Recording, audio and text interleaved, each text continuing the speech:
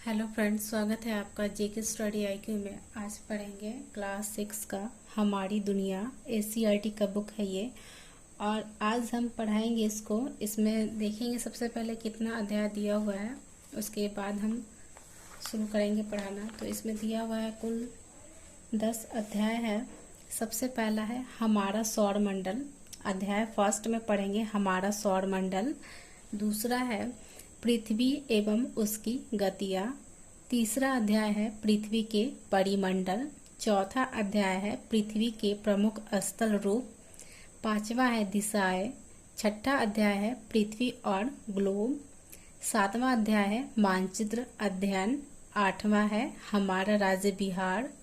नौवां अध्याय है बिहार दर्शन 1 और आखिरी है बिहार दर्शन 2। आज हम पढ़ेंगे अध्याय 1 में हमारा सौर मंडल।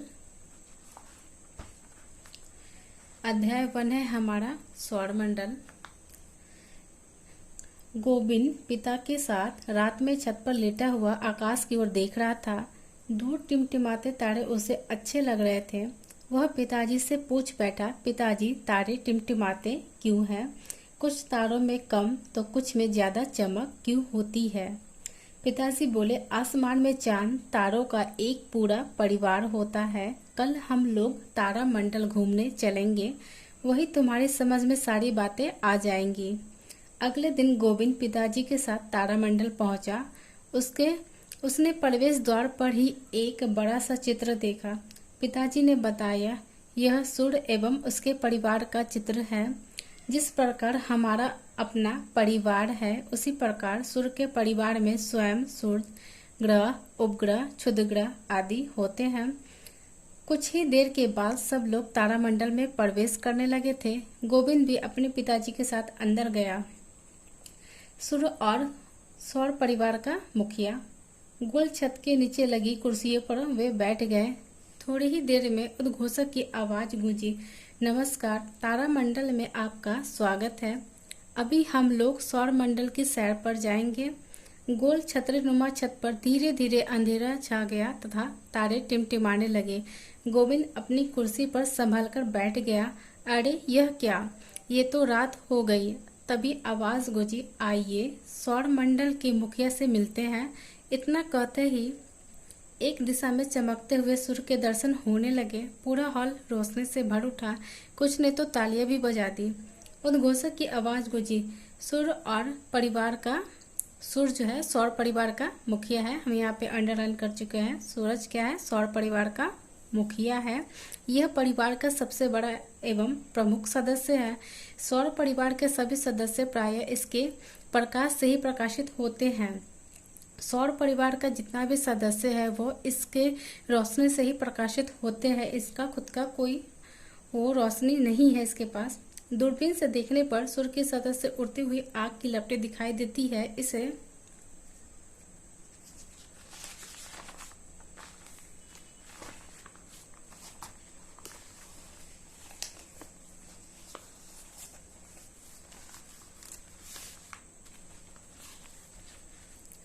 सौर प्रज्वल कहते हैं। हमारी पृथ्वी से सूर्य कई गुना बड़ा है। अगर हम सूर्य को क्रिकेट की गेंद माने तो पृथ्वी राई के दाने के बराबर होगी। ग्रहों से परिचय। सूर्य से थोड़ी ही दूरी पर एक और गोला उभरा जो आकार में सूर्य से छोटा था। गोविंद पिताजी से पूछ बैठा, पिताजी यह क्या चमकने लगा? इतने में कुछ और गोले उभरे और सूर्य के चारों ओर चक्कर लगाने लगे। उद्घोषक की आवाज गूंजी, ये 8 गोले और सौर परिवार के सदस्य हैं। इन्हें ग्रह कहते हैं। इन्हें स्वयं प्रकाश नहीं होता। इनका कोई स्वयं प्रकाश नहीं होता है। ये सूर्य के प्रकाश से प्रकाशित होते हैं। एक तीर का चिन्ह बारी बारी से सभी ग्रहों पर जाने लगा। उद्घोषक ने उनका नाम बताया, बुध, शुक्र, पृथ्वी, मंगल, बृहस्पति, शनि, अरुण, वरुण। उद्घोषक ने पुनः बताया कि तीर जिस गोले को दिखा रहा है वह सूर्य के सबसे निकट बुध ग्रह है। सूर्य के सबसे निकट कौन सा ग्रह है? बुध ग्रह है, इसलिए उसमें अधिक चमक है। तीर का निशान एक लाल गोले की ओर इशारा करने लगा। उद्घोषक ने बताया, यह मंगल ग्रह है। लाल रंग के होने के कारण इसे लाल ग्रह भी कहते हैं, यानी मंगल ग्रह को लाल ग्रह कहते हैं।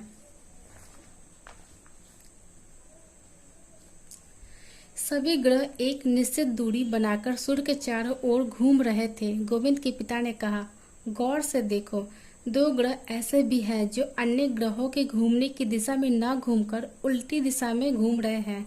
तभी उद्घोषणा हुई, सभी ग्रह सूर्य का चक्कर लगाते हैं। शनि के चारों ओर के छल्ले को दिखाकर उन्होंने बताया कि यह एकमात्र ग्रह है जिसके चारों ओर छल्ले हैं, यानी शनि ग्रह के चारों ओर छल्ले हैं। प्लूटो, जिसकी गणना पहले ग्रह के रूप में होती थी, उसे अब क्षुद्र ग्रह की संज्ञा दे दी गई है। पहले प्लूटो को ग्रह की श्रेणी में रखा गया था, उसके बाद अब इसको क्या कहा गया है, क्षुद्र ग्रह की संख्या दे दी गई है। आसमान में टिमटिमाते तारे, अचानक छतरीनुमा आकाश का रंग बदला। अब सूर्य और ग्रहों की जगह तारे टिमटिमाने लगे। गोविंद यह देखकर दंग था। तभी आवाज गूंजी, तारों का अपना प्रकाश होता है।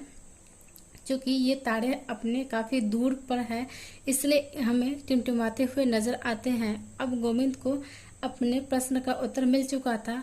इनमें से कुछ तारे तो सूर्य से भी बड़े हैं। सूर्य भी तो एक तारा ही है, लेकिन यह पृथ्वी से काफी नजदीक प्रतीत होता है, परंतु वास्तव में यह पृथ्वी से बहुत दूर है। इसका प्रकाश हम तक 8 मिनट में ही पहुंच जाता है। सूर्य का प्रकाश पृथ्वी तक पहुंचने में 8 मिनट का समय लगता है। कहीं कहीं ये 8 मिनट 20 सेकंड भी देता है। सूर्य के बाद सबसे नजदीक के तारे का प्रकाश पृथ्वी तक पहुंचने में लगभग 4 वर्ष लगते हैं। प्रकाश की गति ज्ञात कर पृथ्वी और सूर्य के बीच की दूरी का अनुमान लगाइए। सूर्य और पृथ्वी के सबसे नजदीक के आकाशीय पिंडों के नाम लिखिए। कुछ सवाल दिया हुआ है बुक के वो चैप्टर के अंदर।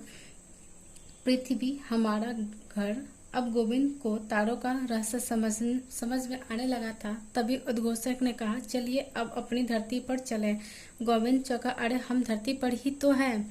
छतरीनुमा आसमान पर गोल आकृति उभरने लगी, उसमें कई रंग के धब्बे दिखने लगे। उद्घोषक ने बताया, यही है हमारी पृथ्वी जिस पर हम रहते हैं। यही वह एकमात्र ग्रह है जहाँ जीवन मिलता है, क्योंकि यहाँ जल एवं जीवन के लिए आवश्यक गैस मौजूद है। अंतरिक्ष से देखने पर पृथ्वी नीली नजर आती है। ऐसा इसलिए है क्योंकि वायुमंडल में प्रकाश की किरणें परावर्तित होती है। सवाल ये भी रहेगा कि ये नीली क्यों दिखाई देती है, तो क्योंकि वायुमंडल में प्रकाश की किरणें परावर्तित होती है तथा समुद्र की सतह से नीले रंग का परावर्तन सर्वाधिक होता है। चूंकि पृथ्वी का 71% भूभाग जल से घिरा हुआ है। पृथ्वी का 71% भूभाग जो है वह जल से घिरा हुआ है तथा 29% स्थल है। अतएव जलीय भाग के अधिक रहने के कारण प्रकाश का परावर्तन अधिक होता है, जिससे यह ग्रह नीला दिखाई देता है।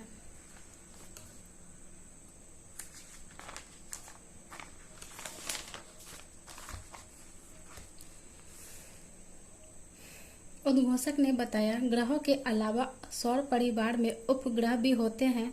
गोलाकार छत पर सभी ग्रह उभर आए। कुछ ग्रहों के इर्द गिर्द कुछ गोल पिंड घूमते नजर आ रहे हैं। पृथ्वी के चारों ओर भी एक पिंड घूम रहा है। क्या ध्यान से देखिए, ये एक आवाज गूंजी, यही है चांद। यह पृथ्वी का एकमात्र उपग्रह है। चांद पृथ्वी का एकमात्र उपग्रह है।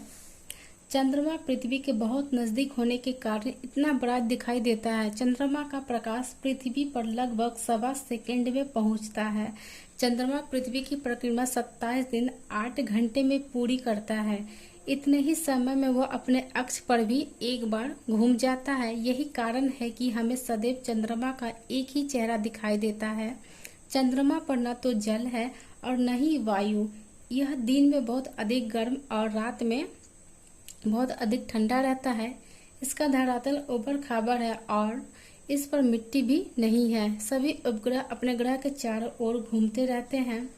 कुछ ग्रहों के तो कई उपग्रह है और किसी को एक भी नहीं है। अकेले बृहस्पति के 63 तथा शनि के 62 उपग्रह है। बृहस्पति का कितना उपग्रह है? 63 तथा शनि का 62 है। बुध और शुक्र का कोई भी उपग्रह नहीं है। बुध ग्रह और शुक्र ग्रह है जिसका कोई भी अपना उपग्रह नहीं है। शनि ग्रह का टाइटन सबसे बड़ा उपग्रह है। ये जो शनि ग्रह इसका सबसे बड़ा उपग्रह है टाइटन। उपग्रहों का भी अपना प्रकाश नहीं होता है, ये भी सूर्य के प्रकाश से ही चमकते हैं। इसी के साथ उद्घोषक ने सभी दर्शकों को तारामंडल पहुंचकर सौर परिवार के वैज्ञानिक जानकारी प्राप्त करने के लिए धन्यवाद दिया और कहा कि सभी खगोलीय घटनाएं वैज्ञानिक दृष्टिकोण से समझना और जानना चाहिए, न कि परंपरागत एवं अंधविश्वासों से। शो समाप्त हुआ, सभी लोग बाहर निकलने लगे।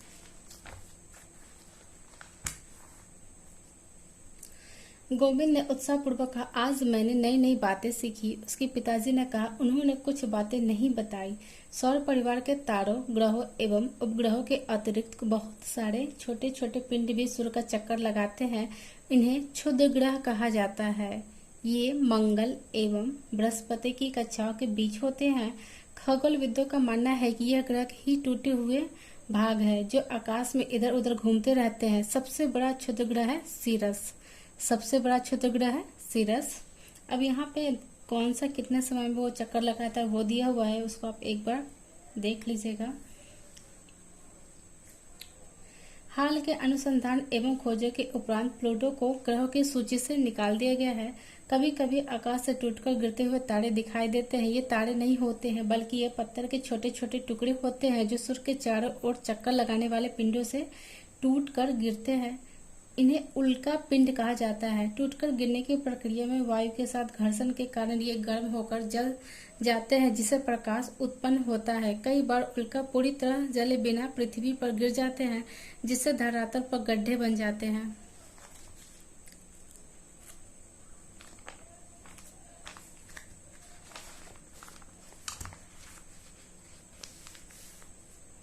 इसके अलावा ब्रह्मांड के अनेक आकाश गंगा भी है।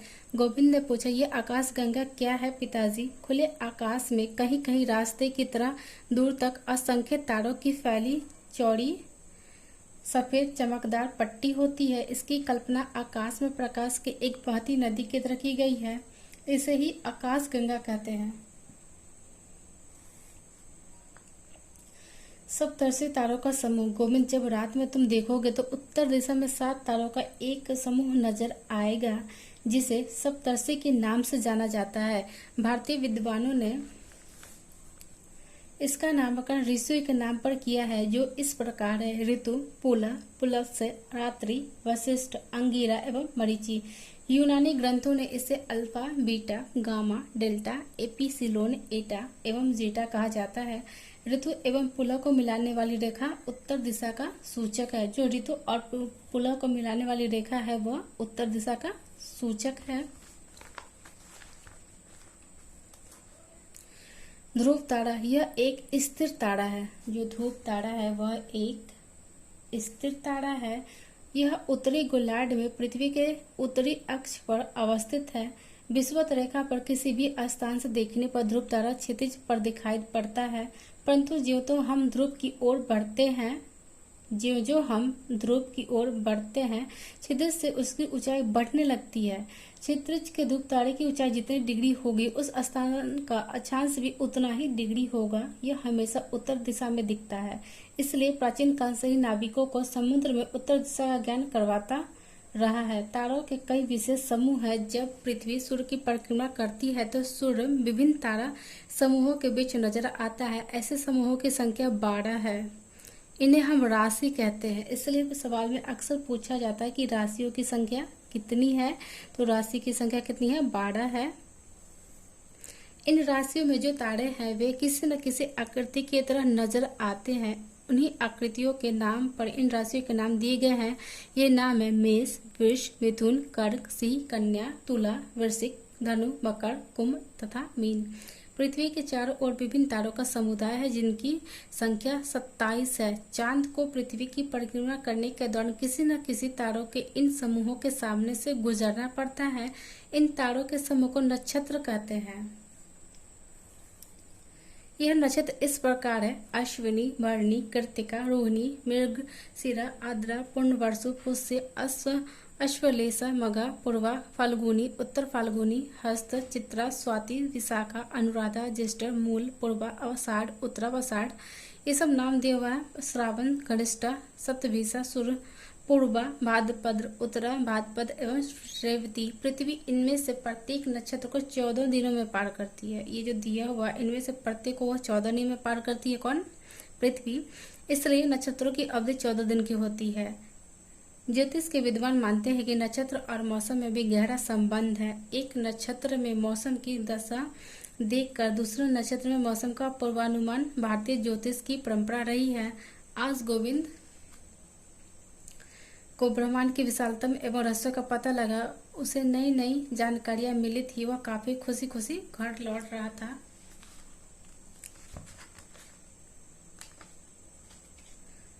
चैप्टर अध्याय 1 कंप्लीट हो गया है। अगर इसी वीडियो को 3 से 4 बार देखेंगे तो इसका लाइन टू लाइन समझ में आ जाएगा और याद भी हो जाएगा।